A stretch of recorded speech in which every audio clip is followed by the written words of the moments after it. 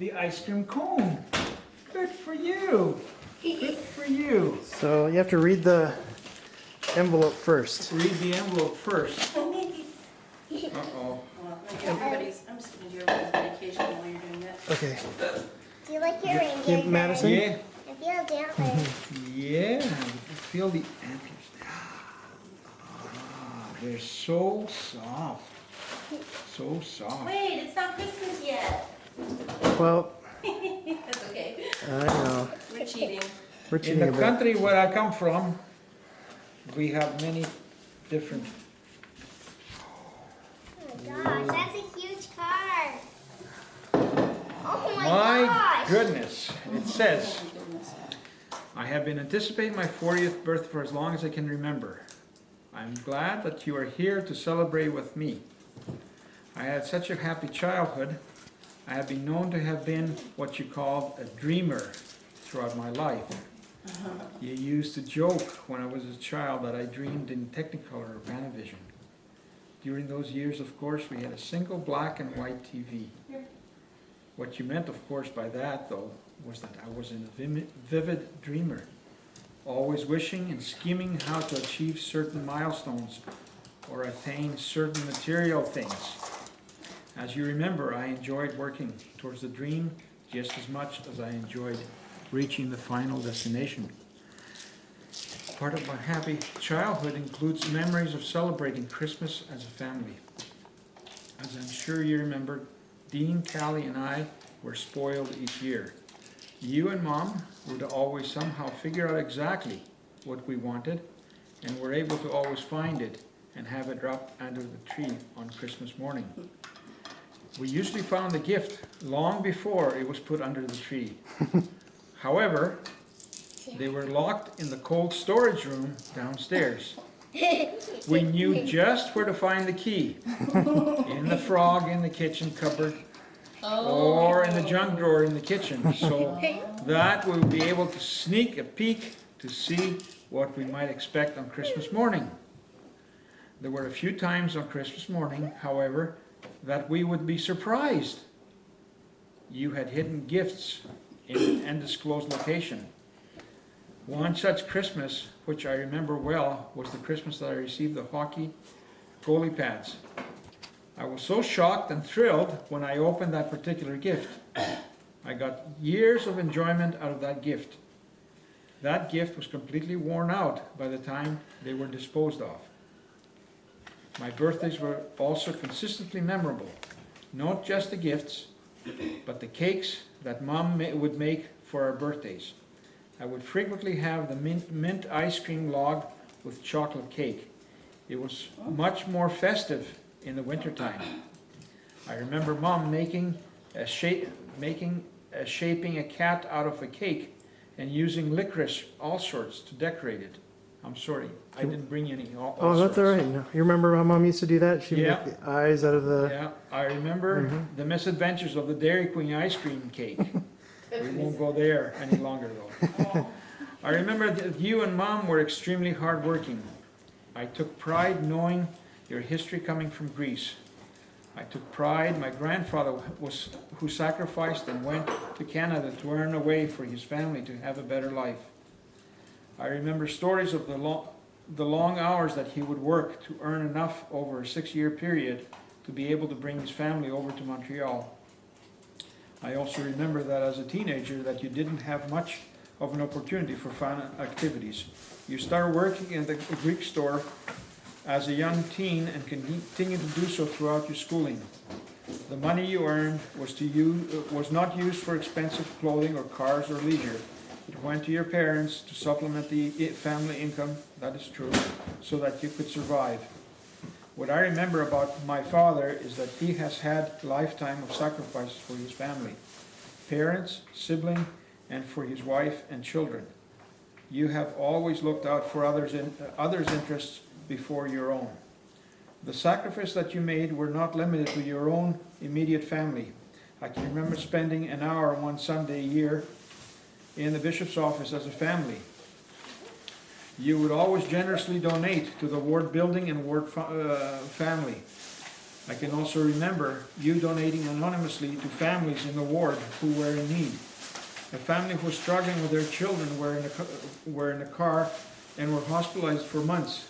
Remember the You brothers? made sure that the children had a TV in their hospital room and did so without any recognition or hope of praise. I know that you did without a lot of luxuries to provide a seemingly rich lifestyle for your children. We never had to worry about going without good food, clothing that was in style, activities that cost money, fishing, camping, etc., or entertainment within the home. You would drive each vehicle until the rust was flaking off each square inch of the body so that we had extra money to live comfortably on. I fondly remember the air conditioning in the Suburban. Holes in the floor in the front and the window in the back. Yeah. It was limited to only the driver's side and was just by the footwell, but it was there. I remember the 74 brown Plymouth Satellite. As a teen, I remember loathing that car. I particularly did not like the color. The brown was not the most attractive color that the car could have come in. Mind you, you were colorblind, so they all looked the same to you. I saw the wisdom of the color choice as the vehicle aged, though. The rust that infected the entire body was camouflaged by the brown metallic paint. You were much smarter than I realized at the time. Had the car been white, the problem of rust would have been much more bothersome. I remember you crying only twice during my childhood. The first time was when we were in Greece and Mum took us back to Canada, while you stayed behind to finish business there. I remember seeing the tears dropping from your eyes like it was yesterday. I was at the airport. Yeah, you remember. I have only seen one other such expression of true emotion, when your Suburban was towed away from our house. Yes, I cried. I know. Mom too was crying, but she was crying tears of joy. I remember how excited you were when you saw the truck being driven by the new owner somewhere in Edmonton several months later. I think it's It was almost Capilano. like you were saying, Glenda, look, I should have kept it because it's still running. It's true, isn't it? The enthusiasm you had about that truck baffled Mom. At the time, I'm sorry to say that I sided with Mom. As the years have gone by, and I have gone gray, I'm starting to almost understand where you were coming from. I have fond memories thinking back of the time that you would call up your parents in Greece and then pass off the phone to each of us kids. Yaya and Papu were so good to us. They would always provide words of encouragement, particularly about getting a good education. They would make us promise that we would do not just our best, but the best in our class. I don't know that I was always able to live up to the promise that I made, but at least I tried to. You have exceeded your promise, son. I was healthy. It was healthy encouragement, though. I can't blame them for wanting us to get our education. They wanted us to have more than what they had, and that our lives would be more comfortable than theirs. I know that you have wanted the same for us for the same reasons. I remember Yaya telling me that I should be a doctor from as far back as I can remember. Her reasons were pure. You will make a lot of money. I am not sure that it would be sound advice today, but it worked for her at the time. Well, in Greece, if you don't give the envelope Yeah. underneath to the doctor, You don't you get the don't care. have any care. Yeah. And now that's what the Greek government is going after, the black, they call it black money.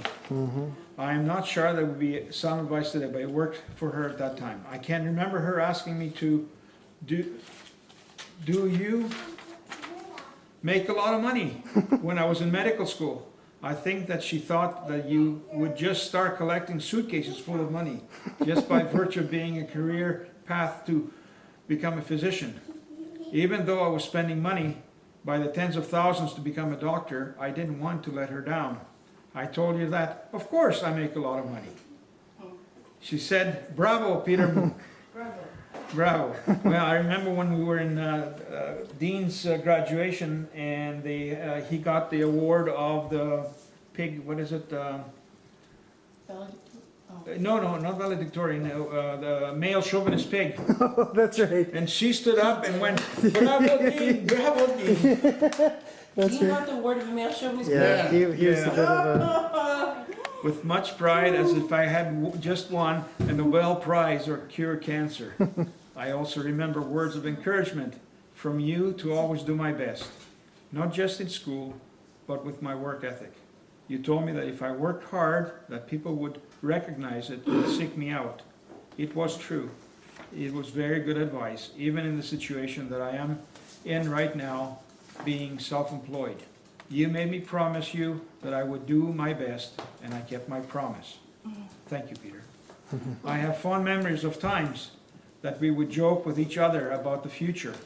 I remember making a promise to you as a child that I would buy you a car when I was a doctor. You remember that? You would play along and tell me that what car it was and that you wanted. I think that your most frequent answer when I was a child was a Mercedes. And then you would say that I was dreaming in Technicolor and laugh as you rubbed my head on of hair. I remember us laughing that we would go into the dealership and I would tell you, choose. You would deliberate and you would deliberate and select the car of your dreams. Inside this box is the 40th birthday gift that I have been looking forward to. The gift that I will have is the peace that I will have having fulfilled a promise that I made. While I wasn't able to fulfill my promise to take you to a car dealership and allow you to choose, I hope that what you find in this box just as meaningful to you.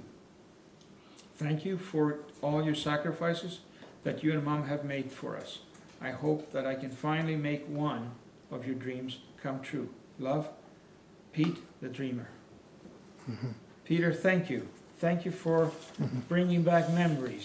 Hey, that's what it's all That about. Suburban, when you drove it up with, what's his name, Peterson, and when you came back, there was a clunk, clunk, clunk in the engine. I said, what did you do to the truck? And he said, nothing. And then I found out that you were trying to chase each other on the highway. And you just happened to break the top, the exhaust valve of the rocker arm. It's a good thing it was the exhaust valve, not the intake. What I have to do. But what do you have to do? I have another card here. Oh, yep, that's Sophie. She, Sophie's card? yeah, she put that on there. We need to open, Yeah. can I open Sophie's card too? I opened yours first, and I'm having my Jelly Bellies. Mm-hmm. I wonder what it feels with.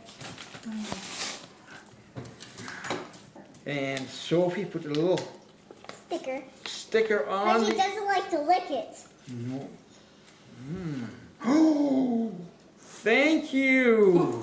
Those are jets. Sophie, thank you. You're a beautiful girl. All right, now it's time. I don't have to save the paper, right? Now, rip away. You just, Rip away. So do you know what's inside? I have no idea. All right, you got 3 guesses. I have no idea. None. All right, I well am then open it. stumped. You want Okay. help? Yeah. Okay. Go, 1, 2, 3, go. Go.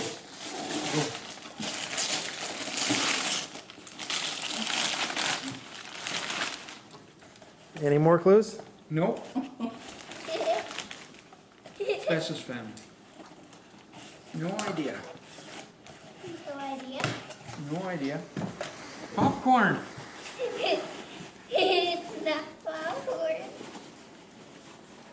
Huh? No, that's not it. What is that?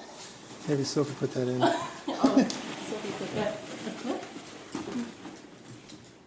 Huh? What is that doing in there?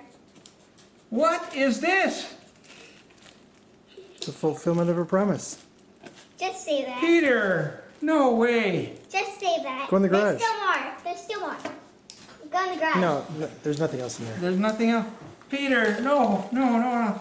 Son, You did this once before to me, when we went to get my coat.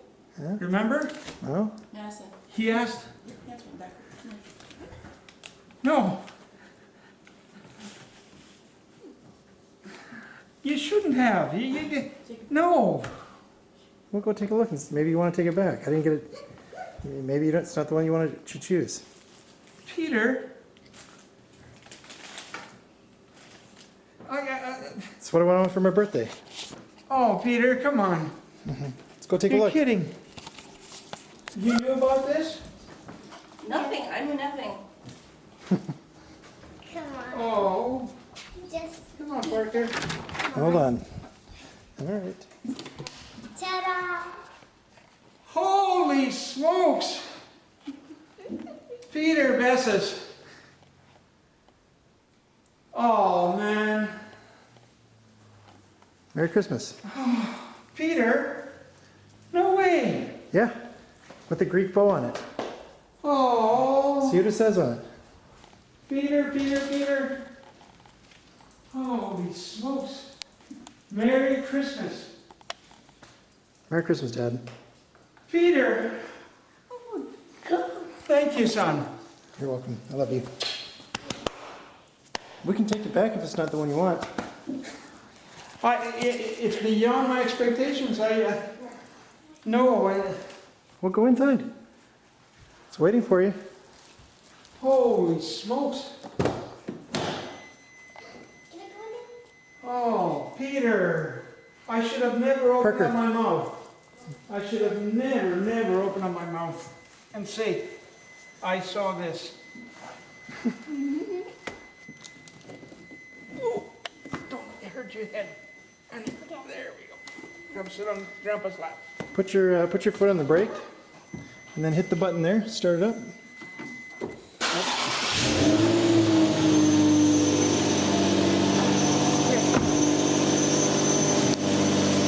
Wow. Peter.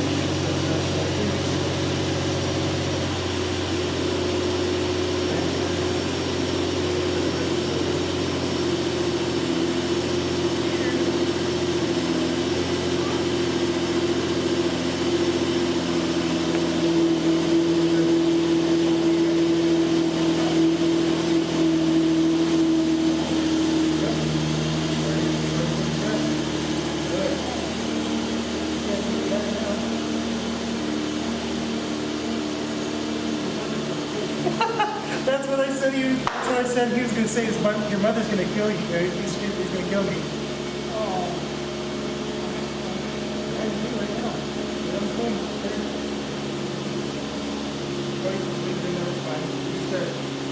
Here, I want to get you this. I'll get you the cordless phone. Okay.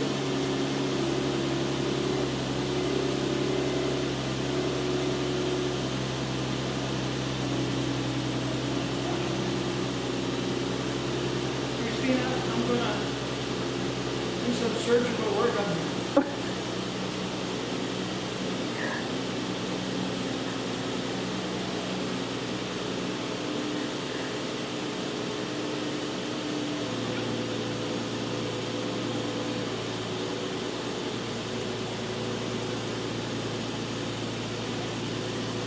Did you know about this? You? Do you want me to keep recording? I'm speechless. Yes, I did. I did. I'm just overwhelmed. I'm overwhelmed. Pardon me? I did. And then I said, your mother's going to kill you.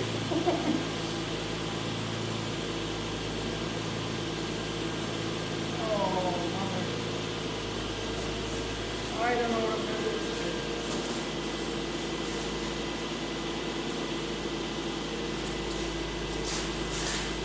It is. It is.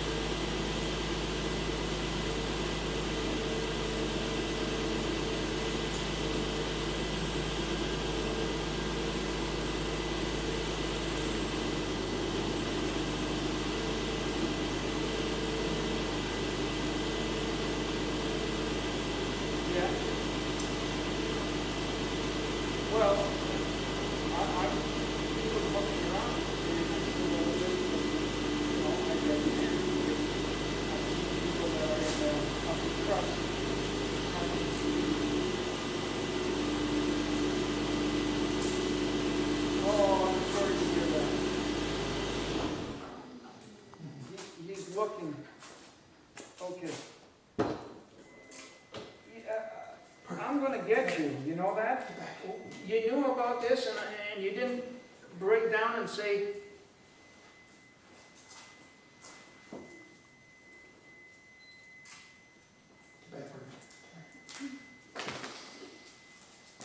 oh, thank you. We'll discuss this when I get home. Okay. Bye, honey.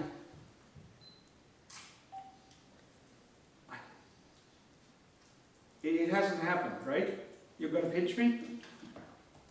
I'm a dreamer. I love you, Dad. Oh, Peter. Means Christina was super supportive. Thank her too. Merry Christmas. Thank you. Love you.